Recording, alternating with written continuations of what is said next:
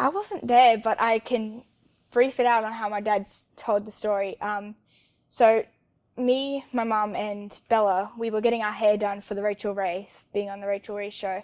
So Austin and Dad, our bus was in New Jersey at our RV park, and we were in New York. We stayed in a hotel that night because we wanted to freshen up and everything. So the Holland Tunnel, I think, wasn't tall enough for them, or something like that. So when they were going through, it was really short, and then the dog, like a ton of smoke came up. I think that's how the story said, and then like it looked like a big smoke plume. So everyone thought that it was like a bombing or something. But then Dad actually asked Austin if he wants to get out and drive. I think the tires locked, so it was grazing against the ground, so it created smoke. And my dad asked Austin if he can drive, but obviously he's 13, so he can't on the actual road. And Austin he would have wanted to, but assuming that Dad would have gone to jail if a police caught him is the reason he didn't.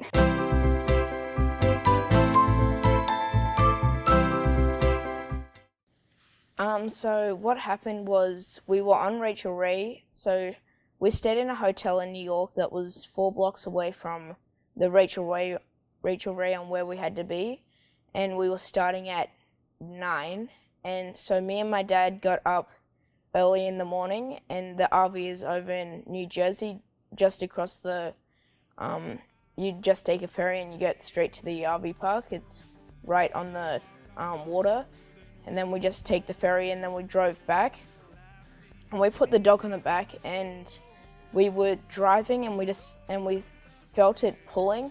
So I got out and I checked it, and everything was fine. So I didn't know what it was, and then we went into the Holland Tunnel, and that started to smoke up, and it was really dragging. You could hear the wheels locking, and you could feel it drifting. And there was so much smoke in there that people started to get out of their cars because they thought that it was going to blow up or something like that. My dad told me to take it off and drive, which we didn't know the full problem then. So I wasn't sure if it was the tires or if it was the engine that's going to explode. So I told my dad that I can't drive it because there's police on both sides, and you would get arrested, and I would get in big trouble because I'm driving a car in New York City.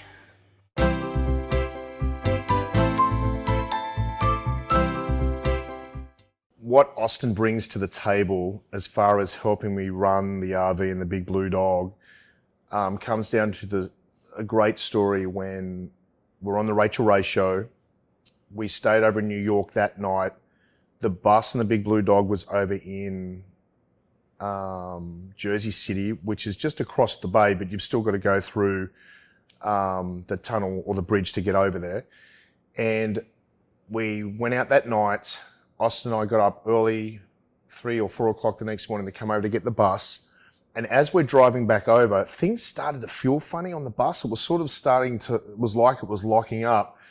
And Rachael rang me and said, Anthony, you've got to get here. You've only got, 30 minutes or whatever it was. If you don't, they're going to cancel you. And in the Holland Tunnel, you can't go through the tunnel with propane.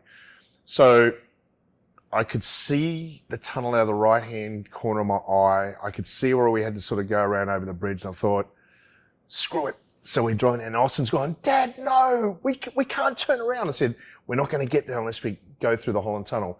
So as we're going through the tunnel, the locking got worse, and I still couldn't put my finger on what it was. So as we're in the Holland Tunnel now, I could see all this smoke that was willowing in the back of the bus. And I said to Austin, there's something wrong. So Austin literally got out of the front of the RV in the Holland Tunnel, came back, and he looked at it. He said, Dad, I can't see there's anything wrong, but I think we might be dragging. So anyway, didn't really help the situation, got back in. Now we're dragging it even more. As we stop and it starts to fill up full of smoke, people are getting out of their cars and moving away from us.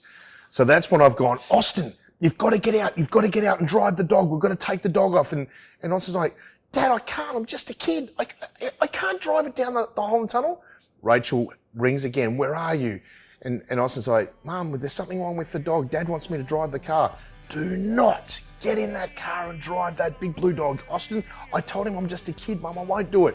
So anyway, then I get out, I get back to the back of the car. Now the tyres, they're melting. You could see the front of it coming down. There was steam or the smoke that was coming off.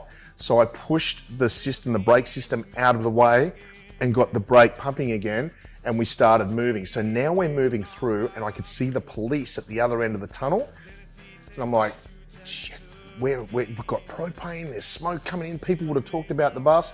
So as I get out of there, I call the police officer over. He comes over and said, hey mate, listen, we're about to be on the Rachael Rae show. We've got to be there in 10 minutes. Is there any way you can help us?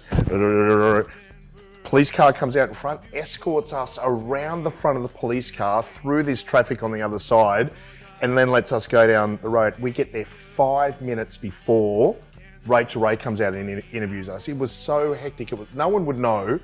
It was so hectic. So where they got the permits, we parked the bus and the dog, and I'm telling you, not cheap permits. So we stayed in the bus that night, and Austin and I again got up early, 5 o'clock, drove went over the bridge this time, over to New Jersey, parked the bus, didn't put it in its lot. We just got there because we were all so tired. Woke up at 8 o'clock, come out to inspect the dog. Both the tyres are flat. The back tyres have got all of this melting stuff that was around the outside, so obviously we can't drive it anywhere. We ring Ford, they bring a truck, they put the dog on the back of the truck, they take it to Ford. He gives me a call the next day, he says, I've got to tell you, in 40 years of being in the industry, I've never seen anything like it. Your whole front end of your vehicle has completely melted. We've got to replace the whole front end. So that was because the wheels, everything caught on fire. So when we were dragging the wheels, the lock of the brake system that we had, we were literally dragging the dog, 60 kilometers an hour, which is 40 miles an hour through the Holland Tunnel, and everything caught on fire. So when we got back there, everything had just completely melted and all the tyres were just completely screwed. So we were literally... Why did the brakes last? We don't know. We ended up getting the brake system, sending it back into Blue Ox. I hit a gatekeeper that told us that we had tampered with it. They wouldn't honour their warranty.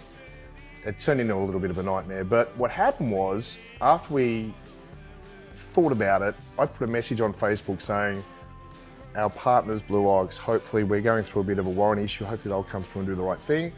Instant message back, management came on the phone, they'd done their research, they looked into what we were doing, now we're partnering with them, they sorted us with everything out, and we do some posts now about their company and everything's great. But I don't know, sometimes the smaller people in the gatekeeping situation don't see the bigger picture of what it could have been, so it worked out good.